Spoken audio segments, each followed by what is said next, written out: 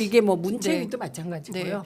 자, 저희가 속보가 좀 들어와 있어서 네. 쭉쭉 설명을 좀 들어야 될 것 같은데요. 김소연 변호사 지금 창원지검 현장에서 기자들과 질문 응답하고 있는데요. 검찰 압수수색 영장에 따라서 김영선 전 의원과 명태균 씨가 차용증을 허위로 썼다고 보도한 보도가 있었는데 관련해서 명태균 씨 압수수색 영장에는 관련 내용이 전혀 안 들어가 있다라고 해명을 하고 있고요. 창원 산단과 관련해서도 김영선 의원 당시 그 사무실에서 명태균 씨는 수시로 그 사무실을 왔다 갔다 했고 그것뿐이지 관련된 자료 브리핑을 하거나 협의하는 과정에 주변에서 왔다 갔다 한 적은 있다. 그러나 그 자리는 공무원들께서 보고하는 자리였을 수는 있겠다 정도로 설명을 했습니다. 근데 저하고의 인터뷰에서 명태균 씨가 자신이 창원 산단을 기획을 했고 잘 몰라서 김영선 의원 얘기를 하길래 잘 못 알아듣는 창원시 공무원들을 불러다가 본인이 창원산단 그리고 K방산 그리고 이게 어떤 기업들이 들어와서 일을 하고 나중에 나토 회원국들과 합자 회사를 만들어서 전 세계로 빠르게 155mm 포탄 수출하는 내용들을 본인이 기획을 해줬다 이 얘기를 했거든요. 근데 그게 별 의미가 없는 것처럼 말을 하고 있습니다. 저 얘기는 제가 장윤성 기자의 그 프로그램을 보고 네. 사실은 그 전에 제가 이 제보 받았어요. 어떤 제보를? 요 얘기 중에 막 미래에 대한 네, 그 명태균의 그거 막 이런 이상한 구성 빼고 창원시의 공무원들이 네. 명태균에게 직접 보고한 일도 있다. 뭐 이런 게 받고 어떤 사람이 그거를 제보하고 싶다. 네. 그런데 저는 이게 과연 그게 그 당시에 녹음을 해놓지 않는 한 증명할 수 있을까? 그래서 그냥 제보 안 하고 넘어가고 나올 거라고 생각했는데 그걸 하고 있더라고요. 네. 그래서 깜짝 놀랐어요. 역시. 아니 근데 자기가 얘기를 하는 거예요. 근데 그게 어쨌든 그 증명 그 과정을 지켜볼 수 있는 사람이 그랬어요. 그래서 이 사람이 관여한 범위가 김영선 5선 국회의원이잖아요. 네. 5선 국회의원이면 창원시와의 관계에서 굉장히 우위에 있어요. 그렇습니다. 예. 그러니까 김영선의 권위로 저는 뭐 모든 관여를 다 했을 것 같습니다. 제가 보기에. 그래서 저것도 지금 마사지 하고 있는 거다. 그렇죠. 김소연이. 그리고 저거 아무것도 아닙니다. 이제. 그렇습니다. 예, 저거는 지금 애초에 그 대통령실 전략은 이 사람을 사기 협잡꾼으로 몰아서 분리하려고 그랬는데 민주당이 윤석열 육성을 틀어버린 거예요. 그렇죠. 예. 그래서 곤혹스러워진 그런 단계이기 때문에 지금 이렇게 떨어져서 보세요. 명태균은 길이 두 개밖에 없어요. 애매모호한 타협을 시도하고 있을 텐데 지금 없어요. 그러고 있죠. 지금 없어요. 그런 길은. 예. 근데 본인은 자꾸 이런 이야기 합니다. 조사에 성실히 답변하겠다. 내가 여기서 다 얘기해버리면 조사받을 내용이 없잖아요. 그리고 나는 폭로한 적이 없습니다.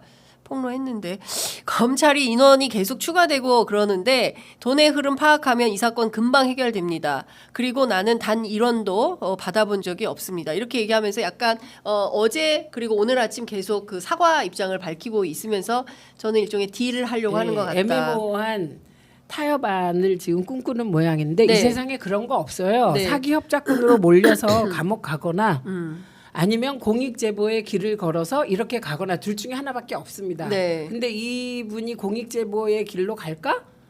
사기 협작꾼으로 몰릴까?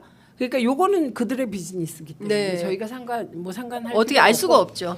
명태균의 존재, 강혜경의 존재 지금까지 폭로된 것으로 충분하다.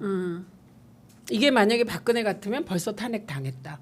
탄핵 안 되는 이유는 뭐냐? 검찰을 잡고 있기 때문이다. 그렇습니다. 그래서 지금 탄핵이 쉽지 않다고 생각하는 저들, 국민의힘 쪽 논리는 박근혜 탄핵이 있어서 국민들이 탄핵에 쉽게 동의하지 않을 것이다. 요 얘기는 뭐냐?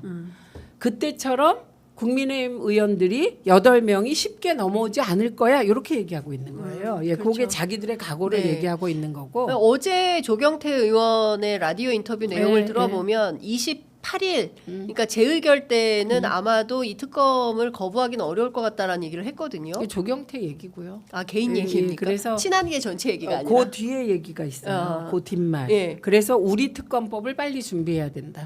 그렇죠. 예, 그 그래서 얘기죠. 그 순화된 형태로 딜을 해올 것 같아요. 네, 그랬을 때 민주당은 어떻게 하실 겁니까? 그건 이제 안을 보고 판단해야죠. 안을 보고 판단하겠다. 그런데 윤석열의 태도로는 네. 어쨌든 뭐 특검은 절대 안 되고 만약에 그런 타협안이라도 김건희 특검이라는 것이 통과됐을 때 네. 거기는 파국이 올 것 같습니다. 왜냐하면 그 1인 지하 만인 지상이라는 말이 네. 있잖아요. 예. 그러니까 처 1인 지하, 처 지하, 네. 그다음에 만인의 우두머리. 그러니까 네. 오직 김건희 하나만 보고 가는. 그러니까 지금 오늘 발표된 갤럽 여론조사에 따르면 민주당 지지율이 4%포인트 상승했습니다. 더불어민주당 36, 국민의힘 29. 국민의힘은 지금 3%포인트 하락했고요. 조국혁신당 7%, 무당층 24%로 집계가 됐습니다. 제가 보기에는 국민 다수가 이것은 아니다라는 판단을 끝낸 것 같고요. 너희는 아니야. 너희는 아니야. 예. 너희는 아니야가 예, 딱 정리가 예, 된 것 예, 같고요. 예. 참고로 개혁신당 3%, 진보당 그밖에 다른 정당들 각각 1% 집계됐다는 말씀 좀 전해드리겠습니다.